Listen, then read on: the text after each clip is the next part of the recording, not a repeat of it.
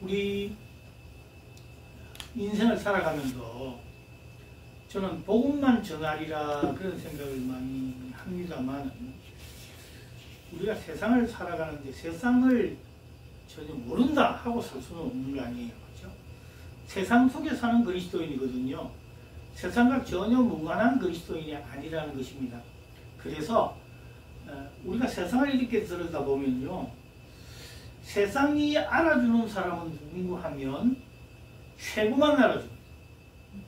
대부분 1등만 알아준다 그런 말이죠. 그런데 우리 하나님은요, 최고도 중요하지만 최고도 알아줘야 되겠죠. 그러나 그 최고의 지도자나 최고의 기술자나 또 최고의 경영자나 이런 사람들을 통해서 수많은 사람들이 먹고 살기 때문에 그에게 주시는 능력이 또 특별하기도 하겠지만은, 우리 하나님은 혈단코 2인자 또 평범한 사람들을 하나님의 사람인데도 그냥 방치하거나 그러지 않으신 분이라는 것을 오늘 함께 나누고 싶습니다. 우리 하나님께서 그러한 통치 방법으로 우리에게 다가오시는데도 불구하고 우리는 늘 정치, 경제, 사회, 문화 어느 부분에서 보면 1등, 1인자 이건 굉장히 도드라지게 보는데 2인자, 3인자 이건 뭐 언제나 추풍의 낙엽처럼 밀려나기도 하고 꺾이기도 하는, 좀 키워서 이렇게 그 다음 세대 이래 나가야 되는데 우리는 그게 안 되는 것 같아요. 그래서 우리 교회도 한동안 사랑의 교회를 중심으로 해서 제자 훈련이라고 해서 제자 양성을 쭉 해나오던 그런 좋은 전통들이 지금은 좀 많이 무너진 것 같아요. 세대가 끊어지는 것 같고 그 다음 세대에 이어져서 하나님께 영광을 올려드리는 사회적 분위기를 만들어가지 못하고, 또 특별히 우리 한국교회의 실정을 보더라도 교회가 너무도 예전에 사회를 견인하고 이끌어가던 교회가 이제는 사회에 끌려가는 듯한 또 변명과 이렇게 이런 걸로만 난무하는 교회가 되고 있지 않을까, 그런 염려가 됩니다. 오늘 본문 말씀을 통해서 생각하기 전에 구약을 한번 보기를 원하는데, 구약 민수기 13장에 보면, 안 쳐두셔도 됩니다. 구약 민수기 13장에 보면 출애굽 백성이 이제 쭉 이렇게 나오다가 가데스 바네아라는 곳에 도착을 했습니다. 거기에서 사람들이 모세에게 건의하는데, 우리 저 가나안 땅 미리 가서 좀 정탐하고 오면 어떻겠습니까? 그 모습이 어떤지 한번 가보고 오면 어떻겠습니까? 사실 이거를 모세가 허락하지 않았어야 맞습니다. 모세의 큰 잘못 중에 하나도 여기 있습니다. 그게 뭔가 하면 하나님이 주시겠다고 약속했고 하나님께서 하시겠다고 했는데 자꾸 우리는 확인해보고 싶어하고 두드려보고 싶어하고 맞는지 여부를 알려고 한단 말이죠. 어떻게 보면 적은 의미지만 큰 의미로 보면 하나님을 시험합니다. 하나님은 이미 주시겠다 약속을 했고, 하나님이 땅을 주실 때 어떤 정도를 주십니까? 꼭 지도 쭉 펴놓고 아직 들어가기도 전에 이 땅은 어느 지파 거, 이 땅은 어느 지파 거 이렇게 나누어 주신 하나님인데 그걸 못 믿었다. 어쨌든 간에 한 지파의 대표 한 명씩 해서 12지파의 12명이 가나안 땅을 정탐하러 갑니다. 정탐해서 이렇게 살펴보는 중에 보니까 포도나무의 포도송이 얼마나 잘 익고 큰지 성경에는 어떻게 기록되어 있어요? 이 포도를 두 사람이 이렇게 막대에 끼워가지고 이렇게 운반할 정도로 큰 한 송이가 그렇게 포도송이가 있고 열매도 풍성하고 적과 꿀이 흐르는 땅이 너무 좋았단 말이에요. 그런데 딱 하나 걸리는 게 있어요. 거기서 사람을 봤다고. 하나님 만드신 자연과 하나님이 허락하신 땅만 보고 왔으면 좋은데 거기에 우리와 상대할 사람을 봤단 말이에요. 아낙 자손들을 봤는데 아낙 자손들은 자야 거인들이었어요. 그러니까 어느 정도 평행을 합니까? 그들에 비하면 우리는 메뚜기와 같을 정도로 아주 작아 보였다 그런 말이죠. 그걸 보고 왔습니다. 그때 사람들이 와가지고 40일 동안 정탐하고 와서 모세와 백성들 앞에서 보고를 합니다. 아, 그 땅에 이 포도송이도 있었지다, 좋습니다만은 아낙 자손과 같은 거인들이 있어가지고 우리는 들어가면 전멸하게 생겼습니다.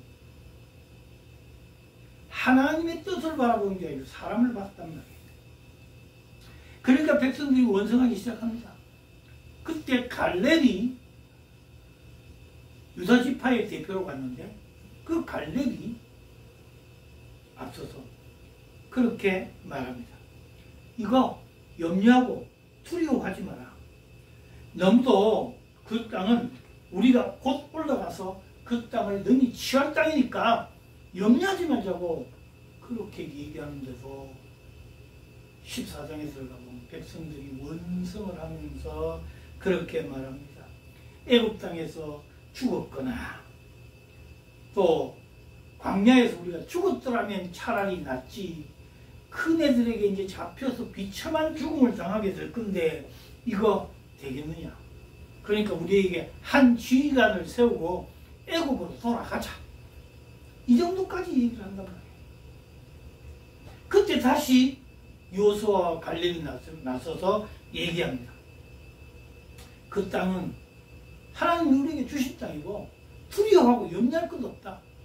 들어가 보면 그 땅은 우리의 먹이다. 예전 성경 우리의 밥이다. 그렇게 해요. 우리의 먹잇거리밖에 안 되니까 들어가자. 그렇게 얘기를 하고 백성들은 계속 원성을 부리면서 모세에게 대드는 그런 장면이 민수기 13장과 14장에 나와 있습니다. 하나님이 이를 보고 뭐 하셨어요? 어찌하셨나요? 너희가 40일 정탐하고 와서 결과를 이렇게 만들었으니까 40일간 광야에서 헤매게 될 것이다. 여러분 거기 뭐 성경학자들에 의하면 한 8길 내지는 2주면 애굽에서 가나안 땅으로 들어갈 수 있는 그런 길인데도 불구하고 40년을 둘러둘러 광야를 헤매게 된단 말이에요. 이것이 하나님을 하나님답게 우리가 섬기지 못할 때 일어나는 일이에요. 그런데 말이에요. 제가 얘기하고자 오늘 말씀드리고자 하는 것은 그것보다 갈렙이 맨 먼저 13장에서 앞서서 그렇게 하나님 뜻을 얘기하면서 이길 수 있다 그러고 또 14장에는 여호수아와 함께 이렇게 얘기하고 있는데 갈렙이 지금으로 말하면 후계자 1권쯤 되지 않겠습니까? 그런데 신명기서로 모세오경이 끝나면서 마지막 장 34장에 보면 그 9절에 모세가 하나님의 명을 받아 여호수아를 제2대 지도자로 세우는 모습을 봅니다. 갈렙의 심정이 어땠을까요? 그렇게 하나님을 정말 혼신을 다해서 그렇게 했던 이 갈렙의 심정을 우리는 읽을 수 있어야 돼요. 참담했을 것입니다. 아, 내가 정치 일선에서 밀려나고 지도자에 있어서 밀려나고 내가 왜 그럴까? 특별히요. 그 지파 12지파에서 뽑아서 갈 때에 이 갈렙은 유다지파거든요. 유다지파가 그 민수기에서 개수를 했을 때 장정들을 개수했을 때 74,600명이었어요. 제일 큰 지파였어요. 그런데 여호수아는 에브라임 지파인데 에브라임 지파는 40만 5천밖에 안 됐어요. 4천만, 40만, 4만 500, 4만 500밖에 안 됐어요. 그 7만과 4만 하면 뭐 거의 배 차이 나는 그런 지파잖아요. 이 에브라임 지파는 꼴찌에서 세 번째. 그 밑에 보면 베냐민 지파가 있었고 므낫세 지파가 있었어요. 그러니까 거의 적은 지파의 대표였어. 그러면 이 큰 지파의 군중을 이끌고 있었던 갈렙, 조그마한 지파의 여호수아, 인간적으로 생각해보면 누가 세워줘야지. 또 믿음으로서도 갈렙이 여호수아에게 결코 지지 않았습니다. 그런데 하나님과 모세는 여호수아를 택했다. 그런데요, 그중 되면 정적의 싸움이 얼마나 치열하겠습니까? 그런데도 불구하고 갈렙은 조용히 아무 말도 안 했어요. 성경에 갈렙이 얘기했다 그런 얘기 없어요. 그러다가 갈렙의 얘기가 어디 나오는가 하면 여호수아 14장에 가면 갈렙이 이 모든 백성들이 다 와서 이곳저곳 다 해서 다 승리해서 이겼는데 딱 하나 지금 못 이기고 있는 데가 있는데 그게 뭔가 하면 기럇 아르바였어요. 이 기럇 아르바라고 하는 곳, 여기에 누가 살고 있었는가 하면 아낙 자손들이 살고 있었단 말이에요. 그 아낙 자손들이 살고 있는 이곳을 남궁블락으로 못 치고 올라가요. 이게 나중에 이름이 바뀌어서 헤브론인데, 헤브론은요 해발 930m 되는 높은 산지예요. 그리고 그 산지지만은 위에 올라가면 평평하게 돼가지고 아주 비옥하고 너무 땅이 좋아서 거기에서는 각종 실과가 잘 자라나는 그런 땅이었어요. 그러니까 아낙 자손들이 아마 잘 먹고 있어 구대하게 큰지 모르겠어요. 그 땅을 남궁블락으로 있을 때에 갈렙이 여호수아에 나와서 이렇게 아모스 후기에 못 돌아가고 있는데, 내가 당신 여호수아와 함께 가데스 바네아에서 정탐으로 갈 때 내 나이 40이었습니다. 그런데 지금은 45년을 지나 85세가 되었습니다. 이 말은 무슨 말입니까? 45년 동안 난 잠잠히 있었다는 거예요. 그런데 내가 85세가 되었어도 아직 기력이 있어야지 아니하고 출입하는데 아무 이상이 없으니까 내게 군대를 주셔서 저기 올라가서 아낙 자손을 멸하고 우리 온전한 정복을 이루게 해주십시오. 그게 갈렙의 모습이에요. 그래서 올라가서 기럇 아르바를, 아르바라고 하는 말은 거대하다, 크다, 거인다 그런 말이에요. 그 기럇 아르바를 다 무찌르고 거기에 헤브론, 여러분 헤브론 많이 들어보셨잖아요. 헤브론 그렇게 비옥한 땅이었어요. 그들을 정복하고 이 갈렙이 그때 여러분 복음성에서 나오는 유명한 말 하나 있죠. 유명한 노래. 저 산지 이 산지를 내게 주소서. 이 산지를 내게 주십시오. 그렇게 여호수아에게 요청하고 올라가서 정복합니다. 그리고 거기 거처를 정하고 살게 되는 것입니다. 그런데 더 놀라운 것은 여호수아 사후에 죽고 난 후에 이제 지도자도 없고 참 그렇잖아요. 그런 시대에 이 산지에 자기의 그 사이고 또 자기 동생의 아들이었던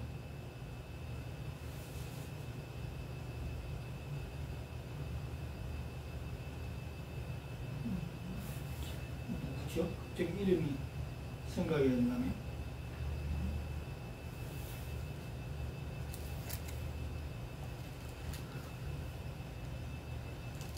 그 1대 사사 이름이 뭐죠? 엘리오시든가요? 갑자기 이름이 잘 생각이 안 나는데 그 사람이 1대 사사가 된다고 말이에요. 그러니까 하나님은 결단코 2인자, 3인자 잊어버리지 않고 있어요. 지도자로 세울 만한 바탕을 다 세워놓고 있다 그런 말입니다. 그래서 그 산지를 정복하고 거기서 옛날 얘기처럼 오래 잘 살았더라. 그렇게 결론 나는 거예요. 근데 그것이 이제 오늘 본문으로 돌아보면 세례요한이 얘기가 나옵니다. 세례요한이 유대 땅으로 가서 그 유대 땅 그 요단강 건너에 오늘 본문 23절인가에 보면 에논에서 세례를 베푸고 있었는데 그 제자들이 또 세례받는 사람들이 다 예수님 저쪽으로 다 가서 세례받으러 글로 간다고 말이에요. 그때 제자들이 와서 얘기합니다. 선생님이 뭐가 못하는데 왜 저 사람들 가는 거 가만두십니까? 강하게 얘기해서 우리 함께 우리의 제자들을 삼아야 맞지 않습니까?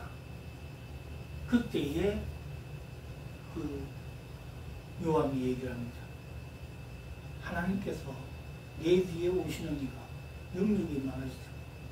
메시아라고 했으면 다 보내야 되는 게 맞아. 그러면서 오늘 본문 말씀을 얘기하는 거예요. 그는 흥하여야 되겠고 나는 쇠하여야 하리라. 여러분 이 세례 요한은요, 예수님은 갈릴리 변방의 목수의 아들이었어요. 목수였어요. 그럼에도 불구하고 이 세례 요한은 제사장 지파의 샤갈의 아들이었잖아요. 제사장 가문이었어요.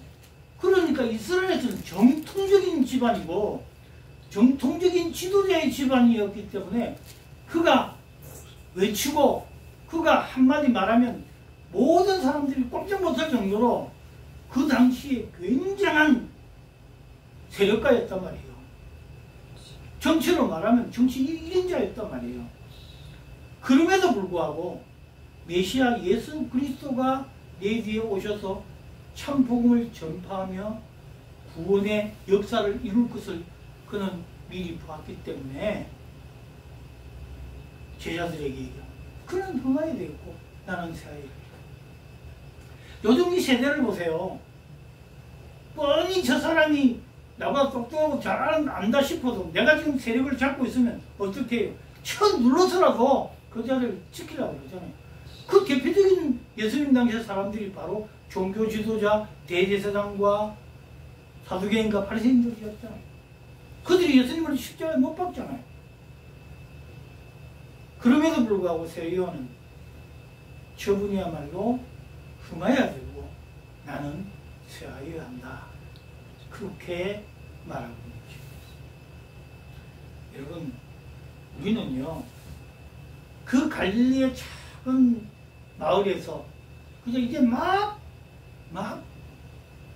하나님의 뜻을 복음을 전파하려고 하는 이 예수 그리스도와 예수님과 그 당시에 뭐 독사야 저 자식들아 그러면서 사두개인과 바리새인들을 향해서 이렇게 크게 외쳤던 이 세례 요한과 비교하면 잽이 안 되죠.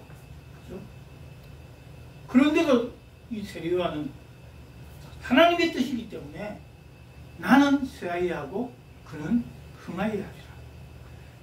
이거 쉽지 않습니다.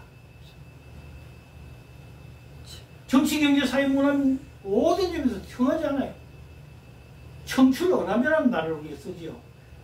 후배가 혹은 자녀가 제자가 스승보다 앞서는 거, 이걸 청출어람이라고 합니다.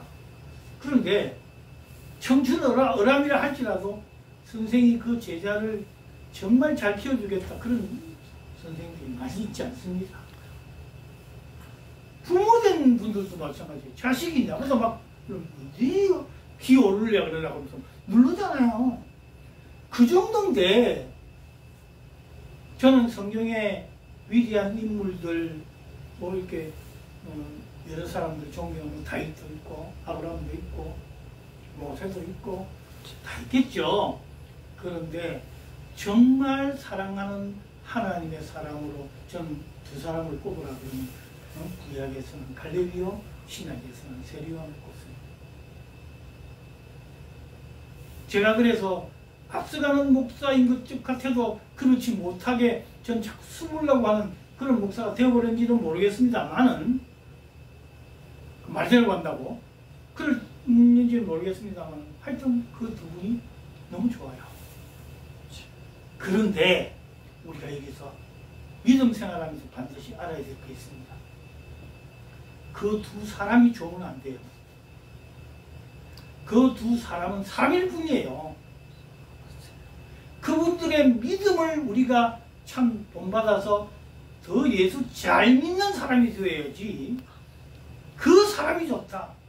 그래서 그 사람 쫄쫄 따라다니고 그 사람을 숭배하고 그 사람을 숭상하면 결국 넘어져요.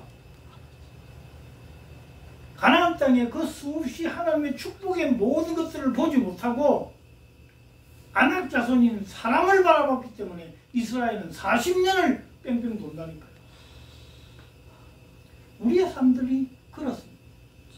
우리의 인생을 살아가면서 결국은 어디에다 중점을 두고 살아가야 됩니까? 하나님 중심으로 살면 돼요. 예수 그리스도 중심으로 살면 된단 말이에요. 우리 예수 믿는 목사님들도 이걸 잊어버리기 때문에 오늘 3장 28절에 보면 나는 그리스도가 아니요. 나는 그리스도가 아니요. 여러분, 나는 그리스도가 아니라는 말 이거예요. 요즘 잘 알았어요. 요즘은 목사님이 돼가지고 뭐 성도들이 좀 자기가 목사님 많이 모이고 이러면 어느덧 자기가 그리스도가 돼요. 그래서 이단으로 흘러가는 데가 얼마나 많습니까? 아니라고. 우리는 사람을 보고 믿는 것이 아니에요. 누구 하나를 보고 믿는 것이 아니라 그의 믿음은 본받아야 되겠고 그의 설교의 말씀은 우리가 새겨야 되겠지만 그로 인하여 예수 그리스도가 영광을 받으셔야 되고 하나님께 영광을 올려드리는 삶을 살아야 한다는 것입니다. 그렇지 않으면 우리는 번번이 실패하고 넘어지게 된다는 사실을 잊지 마시기 바랍니다. 저는 갈렙도 참 존중하고 또 세리요한도 참으로 사랑하는 사람이지만은 그 사람을 사랑하는 것이 아니고 그의 믿음을 본받아야 되고 그를 통하여서 우리의 믿음이 더 성장하여 하나님께 나가는 것입니다. 우리 설교가 스폴전이니 또 무슨 여러 종교개혁자들이 많이 있습니다만 그들의 사람도 다 냄새나요. 사람은 믿을 게 하나도 없어요. 그의 잘됐던 믿음 그거 보는 거예요. 우리가 그거 보지 않으니까 자꾸 사람 보니까 40년을 돈다니까 40년을. 제가 여러분 언젠가도 말했지만 40이라는 숫자가 상당히 중요하다 했습니다. 성경에서. 이 40년을 한번 돌아본다고 생각해 보세요. 참 죽을 맛이죠. 한 열흘, 한 20일 안에 들어갈 고생만 하면 될 걸 40년을 고생하는 이런 인생이 되지 말란 말이에요. 그런데 더 중요한 것은 우리가 그런 고난 속에 있더라도 하나님을 나의 하나님으로 예수 그리스도를 나의 구세주로 믿는 이 믿음에서 흐트러지지 말아야 된다. 사람 보지 마십시오. 주위 환경 보지 마십시오. 여건이 우리를 낫게 하는 것이 아닙니다.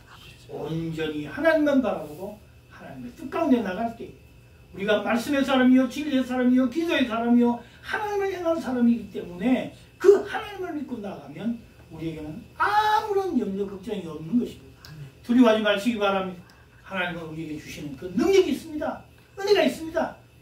그 주님만 바라보시고 승리하시는 저와 여러분 다 되시기를 주의 이름으로 간절히 축복합니다.